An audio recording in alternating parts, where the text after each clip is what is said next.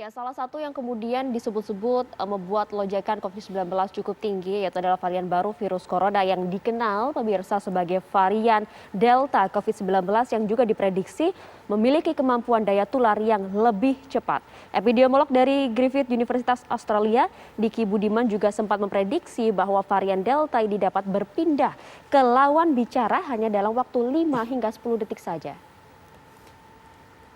Ya, apabila pada varian awal seorang dapat tertular jika berjabat erat selama kurun waktu 15 menit, maka saat ini dengan varian Delta seseorang dapat tertular hanya dengan berpapasan 5-10 detik saja. Varian Delta COVID-19 ini juga akan memberikan efek pengurangan kadar oksigen dalam tubuh lebih berat, sehingga mereka yang terdampak harus dirawat yang berimbas pada permintaan tabung oksigen yang meningkat.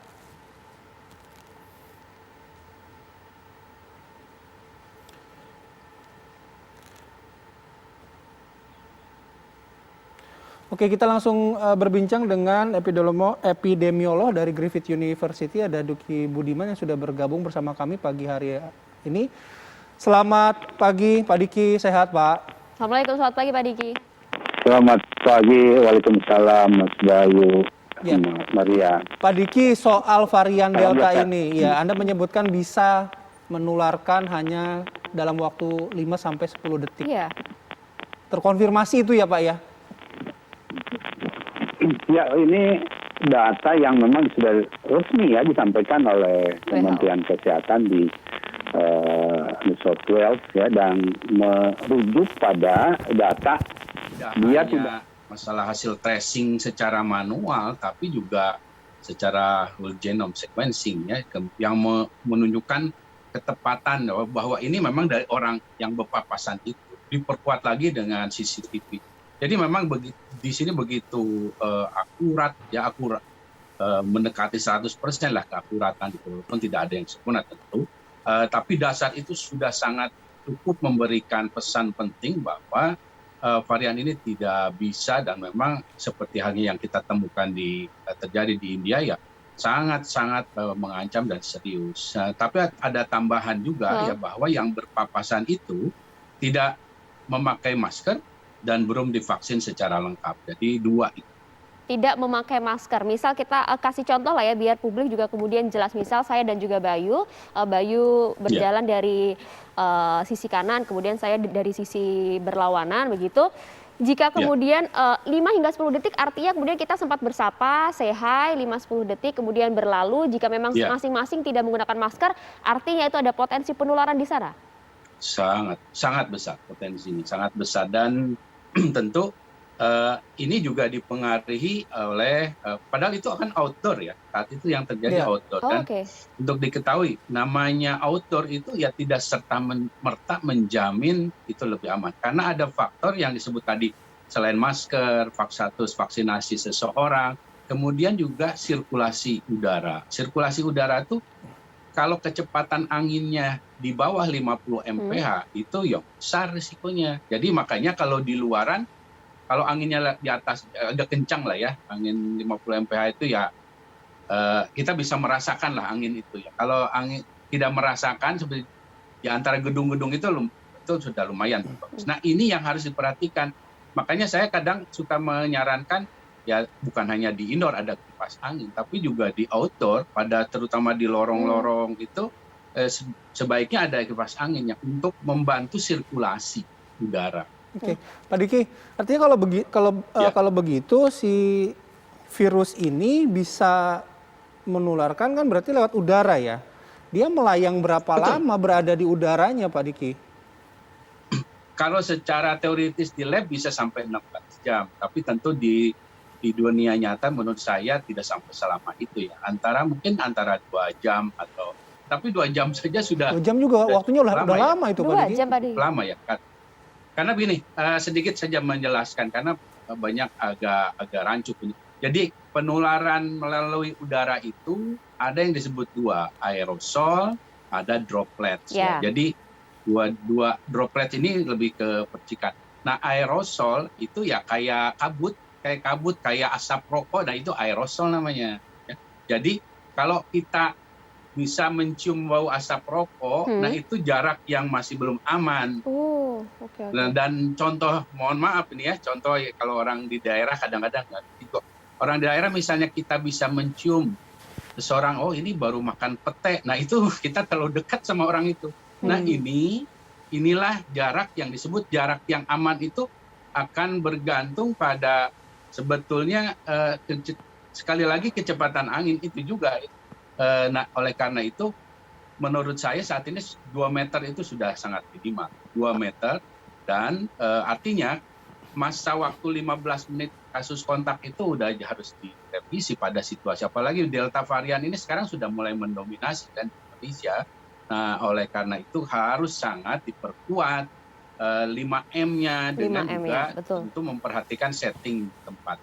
Iya, Pak Diki tadi kalau bicara 5M, biasanya kan masyarakat kita kemudian untuk mensiasati lah ya, mereka yang bosan di rumah, kemudian ingin makan di luar atau bertemu dengan teman di luar, biasanya cari amannya adalah ibaratnya cari tempat-tempat makan yang outdoor agar lebih aman. Tapi artinya jika tadi dengan paparan Anda bahwa bisa menular berpapasan 5 hingga 10 detik bahkan di lokasi outdoor, artinya kemudian untuk tempat makan yang berada yang masih buka hingga saat ini juga potensinya cukup luar biasa dong. Sangat, memang jangan. Jadi begini, penularan COVID-19 ini sebetulnya tidak ada yang berubah dari sejak yang virus awal di Wuhan. Cuma kekuatannya, kecepatannya, efektivitasnya itu yang berubah dengan varian Delta ini. Bahkan saya harus tambahkan, sekarang kita juga harus concern dengan varian Delta Plus ya, yang merupakan mutasi selanjutnya dari si Delta ini. Sudah ada? Ini sudah ada sudah di sekitar lebih dari 10 negara ya sekarang. Dan saya kira di Indonesia juga bisa besar kemungkinan di antara yang tersebar ini juga sudah ada Delta Plus, karena sudah sejak Februari ini ya sudah terdeteksi di beberapa negara. Oleh karena itu pesan saya adalah begini. Ini karena seringkali saya dianggap selalu menakut-nakuti, tidak seperti itu ya, karena gini, imun gitu kan. Jadi harus memahami imunitas itu memang penting, tapi WHO, CDC tidak ada atau di sini negara-negara maju dan berhasil mengendalikan pandemi itu tidak ada misalnya imunitas harus dijaga, jangan berpikiran negatif, nggak ada program seperti itu. Namanya penyakit menular, mau imunitas sebagus apapun, pikiran kita sepositif apapun ya tetap terinfeksi kalau kita tidak menerapkan 3T, tidak menerapkan 5M, dan tidak memperkuat pembatasan dan juga vaksinasi. Jadi kegiatan-kegiatan sosial seperti tadi, makan dan segala macam, ya tetap harus dilihat dalam konteks satu, risiko di tempat itu. Kalau memang test positivity rate sekarang itu kan rata-rata 20%. Dengan sekarang angka kematian yang tinggi, sebetulnya tidak ada yang bisa membenarkan kita bisa melakukan aktivitas seperti itu karena akan sangat berbahaya, risikonya tinggi. Kemudian juga dilihat dengan siapa kita. Kalau di luarnya itu dengan orang yang memang serumah, ya itu akan relatif aman. Jadi ini yang harus dipahami oleh semua pihak. Oke, kita lanjut lagi ngobrolnya nanti ya Pak Diki. Kami harus jeda terlebih dahulu. Oke, apa kabar Indonesia Pagi akan kembali sesaat lagi. Iya, kita lanjutkan perbincangan lagi bersama Pak Diki. Pak Diki masih bergabung sama kami ya? Iya. Pak Diki, saya juga sempat membaca artikel yang kemudian di dalamnya Anda menyebut bahwa karena penularan varian Delta yang cukup tinggi, satu orang bahkan bisa menularkan 6 hingga 8 orang. Penjelasan ya Pak Diki? Betul, dan ini saya sampaikan berita terakhir ya di Inggris. Inggris saat ini sudah 47% populasinya mendapat vaksin ya, vaksinnya sudah dua kali 47%, berarti tinggi, lumayan tinggi. Tapi dengan Delta varian ini, dengan angka reproduksi 6-8, itu saat ini angka kematian yang diakibatkan oleh Delta varian dalam 2 minggu itu naik 72%. Wow. Kemudian angka hunian rumah sakitnya memang tidak terlalu bermakna, ternyata hanya 10% ya di Inggris ini. Tapi ini terjadi karena kecepatan dari transmisi atau penyebaran itu yang peningkatan growth rate-nya itu 50-an %. Nah, Artinya begini, pesan penting adalah bahwa betul sebetulnya Delta varian ini tidak terbukti sejauh ini tidak terlihat meningkatkan secara langsung case fatality rate atau angka kematiannya, tapi jumlah kematian yang terjadi akibat penyakit ini begitu cepat menyebar itu meningkatkan proporsi jumlah orang sakit di setiap kelompok umur. Mau anak-anak meningkat sampai lansia meningkat. Jadi bukan berarti ini lebih menyerang anak-anak, tidak, atau lebih menyerang lansia, tidak. Tapi karena kecepatannya ini meningkat bahkan mungkin bisa sampai 100% dibandingkan yang pertama di Wuhan itu. Nah inilah yang menyebabkan kenapa angka kematiannya tinggi. Karena kecepatan ini meningkatkan orang-orang yang memiliki orang-orang yang di komunitas, di rumah-rumah memiliki faktor risiko yang tinggi, itu akan cepat untuk mengalami keparahan. Nah, oleh sebab itulah, maka responnya harus cepat. Ini WHO sekali lagi dalam 24 jam terakhir mengingatkan, terkait Delta varian, respon setiap negara harus cepat, tepat. Bahkan WHO kan untuk Indonesia menyarankan lockdown. Ya. Oke, cepat dan tepat ini artinya seperti apa Pak Diki? Ya. Salah satunya adalah batasi pergerakan. Makanya WFH itu memang harus benar, tapi 100% menurut saya saat ini. Karena bagaimana mau monitoringnya. Kalau pembagian shift kerja di beberapa perusahaan begitu ya? Ya, 100% saja di rumah. Karena mereka kan dapat gaji bulanan, ya itu yang mengaman. Kalau nggak bisa lockdown. Kalau negara yang memang memungkinkan lockdown seperti sekarang, Australia, Sydney udah lockdown mulai 2 minggu ke depan. Karena Delta varian yang dianggap sudah memasuki 2 digit ya angkanya, itu harus direspon. Nah selain itu jangan hanya masalah membatasi saja, tapi penguatan di 3T ini amat sangat penting. Ini yang juga PR Indonesia sejauh ini. Nggak boleh main-main walaupun memang vaksin sudah berjalan ya. Betul, termasuk vaksinasi ya tetap harus dilakukan ya, walaupun kita tahu vaksinasi salah satu yang performanya jauh lebih bagus dibanding intervensi lain, tapi tidak bisa. Dengan contoh yang tadi di Inggris, 47% loh yang lengkap, tapi angka kematian meningkat 72%. Pak Diki, karena apa? Karena deteksi. Ini yang penting.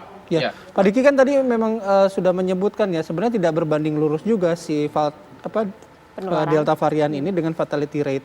Tapi ketika menginfeksi seseorang, dampaknya akankah berbeda dengan varian sebelumnya? Minimal dampak jangka panjangnya, Pak Diki.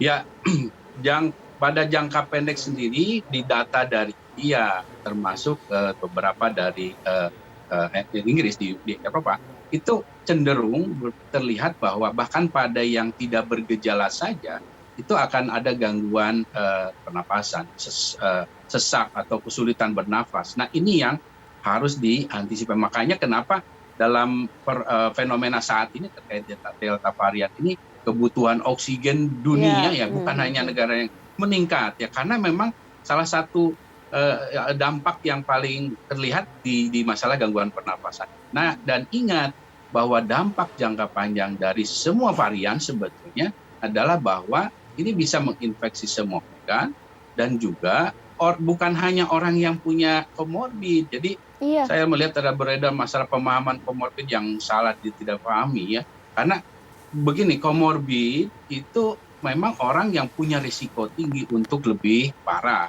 Tapi orang yang sehat, yang saya bilang tadi imunitasnya tinggi, terus terinfeksi. Karena ini ada studinya, studi di marinir usia muda, ternyata juga ya sama seperti itu. Makanya saya bisa berani bilang begini, imunitas tidak menjamin. Ketika terinfeksi orang sehat dan tidak bergejala ini, ternyata ya namanya dampak jangka panjangnya terlihat, termasuk mengalami long COVID dari mulai ujung kepala sampai, mohon maaf, kelaminnya juga mulai ada. Sekarang artinya bahwa dampak jangka panjang bahkan pada orang yang OTG sekalipun tidak bisa dianggap remeh. Dan ini menyangkut SDM kita masa depan. Oleh karena itu pencegahan sangat penting ya untuk dilakukan. Oke, bagaimana dengan masa hidup si virus ini ketika satu di udara tadi sudah disebutkan 2 jam gitu. Tapi kalau menempel ke benda padat gitu, apakah dia juga relatif lama, Pak Diki? Mungkin saya bisa memberikan kabar relatif lebih baik ya untuk yang di permukaan, karena studi yang semakin ditemukan di akhir-akhir ini menunjukkan bahwa potensi penularan dari permukaan, misalnya baju yang itu tidak serius atau seperti sebelumnya kita bayangkan. Iya. Itu sangat kecil sekali dan artinya dicuci biasa pun ya sudah, atau dijemur biasa pun sudah mati. Tapi yang di udara ini yang sangat serius ya, di udara ini. Dan oleh karena itu bahkan kalau di China ada studi berpapasan di gang itu pun kalau kan tadi berpapasan begini ya, di gang di belakang orang yang sedang batuk dan ini kita anginnya ke kita, nah itu ada potensi ya. Artinya apalagi kalau nggak pakai masker. Ya, termasuk kalau misalnya olahraga gitu, tempat umum gitu ya Pak Diki ya, kayak sepeda, lari, kan kadang-kadang ada rombongannya gitu. Betul, makanya sekali lagi kita ini harus menyadari bahwa semua ini kalau dalam 3T kita tidak memadai dan jauh dari memadai, maka kita akan menyebabkan banyaknya orang yang beraktivitas di luar ini potensi membawa atau terpapar virusnya jadi tinggi. Dan kan data kita terakhir saat ini dari setiap 5 yang dites 1 positif. Itu artinya dari setiap 5 orang yang kita temui akan 1 akan bisa membawa virus itu. Nah, kita kan nggak mungkin cuma bertemu 5 orang dalam sehari. Nah, oleh karena itu aktivitas kita memang harus dibatasi. Itulah kenapa mobilitas, interaksi, mencegah keramaian itu menjadi sangat penting dalam situasi seperti ini, termasuk pemerintah setiap level daerah tingkatkan penemuan kasus secara aktif ya, 3T-nya, untuk menjamin masyarakat ini aman ketika beraktivitas bahkan di lingkup sekitarnya. Ya, yang juga kemudian harus didisiplinkan adalah dari sisi hulunya, yaitu 3M-nya tadi ya Pak Diki ya. Karena sekarang kalau kita lihat setelah munculnya varian Delta ini, kampanye barunya adalah masker double begitu. Anda bisa jelaskan mengenai hal ini Pak Diki, karena kan kombinasi maskernya juga masker medis di dalam, kemudian masker kain di luar begitu ya. Apakah kemudian tidak bisa juga menggunakan masker medis bertumpuk atau seperti apa? Ya, sebelumnya tentang masker ya, ingin saya jelaskan bahwa informasi yang beredar itu artinya gini, bagaimana masyarakat juga memilah setiap informasi ya. Jangan sampai hanya melihat Eropa sekarang nggak pakai masker, Australia nggak pakai masker, tapi nggak tahu kenapa nggak pakai maskernya, sebelumnya bagaimana upayanya itu nggak disampaikan.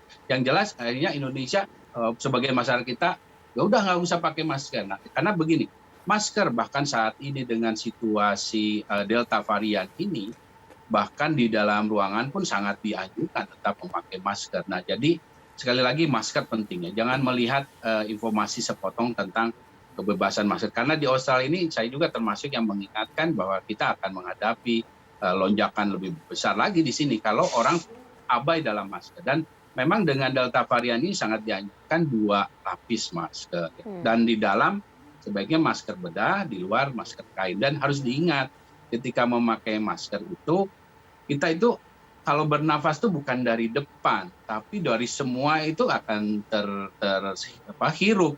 Itulah sebabnya masker pun tidak menjamin kalau kita tidak menjaga jarak, kalau kita tidak menghindari kerumunan, kalau kita juga tidak menilai situasi ini dalam ruangan, sirkulasinya buruk, banyak orang. Nah, itu terus harus kita perhatikan situasi itu. Nah, artinya lagi masker amat sangat penting. Tapi untuk tenaga kesehatan, saya sudah sangat menyarankan bahwa maskernya harus N95 ya, dan pemerintah harus mendukung menyediakan itu. Karena sekali lagi amat sangat penting melindungi ya, baik tenaga kesehatan maupun petugas-petugas kita yang langsung berhadapan dengan para pasien, karena tidak mesti tenaga medis kan, mungkin yang non medis juga. Nah, ini penting sekali karena mau dilapis berapapun masker bedah itu ya nggak bisa nggak se-efektif N95 dalam hal risiko tinggi. Oke, Pak Diki, terima kasih atas waktu dan juga informasinya. Mudah-mudahan apa yang disampaikan Pak Diki juga bisa